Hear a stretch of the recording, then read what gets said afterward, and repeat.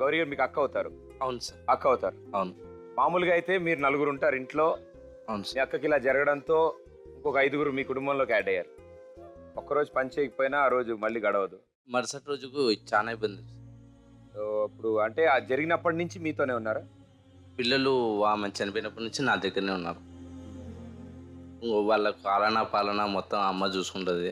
ఇంకా ఏమన్నా సరుకులు కావాలన్నా ఏం కావాలన్నా నేనే తీసుకురావాలా. నేను పని చేయకపోతే వాళ్ళకు తిని కానీ జరగదు.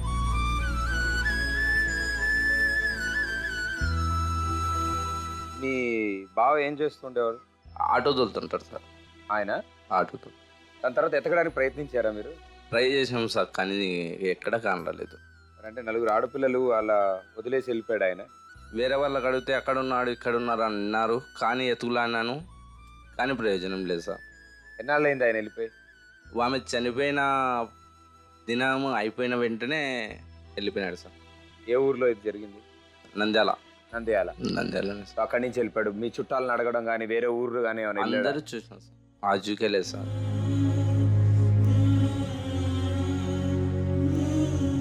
పిల్లలందరినీ ఇప్పుడు మీరే పోషించాలి, మీరే ఉద్యోగం చేయాలి, మీరే పని చేయాలి. ఇప్పుడు ఏదైతే దేవి గారు వ్యాపారం అంటున్నారో, పాల వ్యాపారం పెడదాము గేదెల్ని పెట్టుకుని అంటున్నారు, సో అప్పుడు మీరు చేస్తున్న పని కూడా మాని వ్యాపారం చేస్తారా, ఆవిడే చూస్తారా? నేనే చేసుకుంటా సార్ మొత్తం మీరే. ఎందుకంటే ఆమె వయసు అయిపోయింది, కాళ్ళు మోకాళ్ళు సరిగా పనిచేయకొద్దిగా. బ్రతుకే నీకు బరువైతే ఆ భారం దించుకో, బరువేదైన గురితో ఓ నలుగురితో పంచుకో. నేనే తిరిగి నేనే పిల్లలకు చూసు. అలుపేలే కావలీలగా ఏ గెలుపు రాదులే. చుట్టాలు ఎవరైనా ముందుకు వచ్చారా సహాయం చేయడానికి? ఒక అన్నయ్య వచ్చినాడు సార్. ఏది నీది కాదని అనుకో ఏదో నాటికి, అయినా రేపు మిగిలే ఉంది ఆశావాదికి. కొమ్మలన్నీ చుక్కల వైపే, అతని సాయంతోనే ఇంత దూరం వచ్చిన.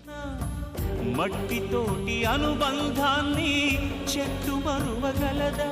అందరి బృందావనమే జీవితం. పాపా నీ పేరేంటమ్మా? జమ్లా పరమేశ్వరి. ఓకే, ఏం చదువుతున్నాను? 4th class. ఇంట్లో ఏం జరుగుతోంది ఏంటి నీకేమైనా అర్థం అవుతాయా? ఏం తెలియదు. నాన్న ఎక్కడికి వెళ్ళారు తెలీదు. అమ్మ గురించి తెలుసా? సో మిగతా పిల్లల్లాగే మీ స్కూల్లో పిల్లల్లాగే నీకు కూడా నాన్నని కలవాలో లేకపోతే ఇంట్లో అందరూ ఉండాలి అని అనిపిస్తుందిగా? అడిగావా ఎప్పుడైనా మీ ఇంట్లో వాళ్ళని? అడగలేదు సార్. మీ నాన్న తిరిగి వస్తే బాగుండని అనిపించిందా? అనిపిస్తుంది సార్.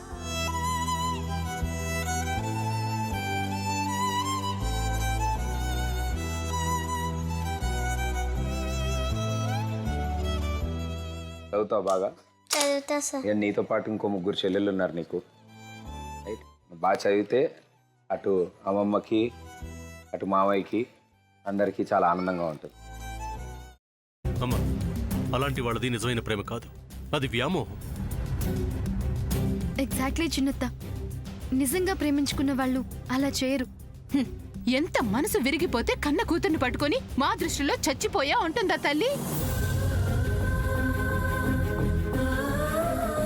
అది సరే అమ్మా, తన కూతురుతో తన మాట అనేటప్పుడు ఆమె మాటల్లో వ్యథ, కళ్ళల్లో బాధ గమనించావమ్మా?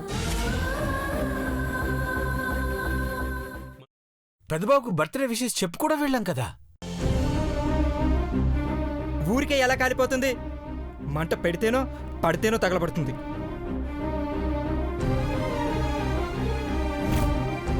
కరెక్ట్ చిన్నబాబు, నీకొచ్చినట్టే నాకు డౌట్ వచ్చింది. పార్వతే షర్టును తగలబెట్టిందనుకుంటా.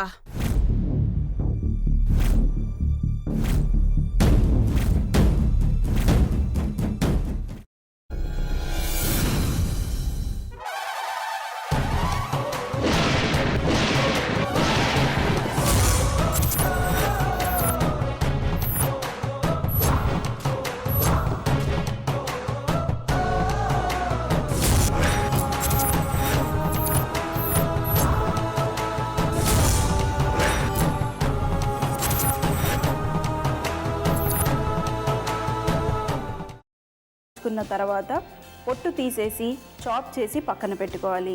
ఒక ప్యాన్లో కొద్దిగా నూనె వేడి చేసి అందులో ఆవాలు, మినప్పప్పు, శనగపప్పు, కరివేపాకు, సన్నగా తరిగి పెట్టుకున్న ఉల్లిపాయలు వేసుకుని 1 నిమిషం పాటు వేయించుకోవాలి. ఆ తర్వాత కాల్చి కట్ చేసి పెట్టుకున్న వంకాయని కూడా అందులో వేసుకుని బాగా మిక్స్ చేసి బౌల్లోకి ట్రాన్స్ఫర్ చేసుకుని అందులో తగినంత చిక్కటి పెరుగు లేదా పల్చటి పెరుగు వేసుకుని మిక్స్ చేసి అన్నంతో కానివ్వండి, చపాతీతో కానివ్వండి సర్వ్ చేసినా చాలా బాగుంటుంది.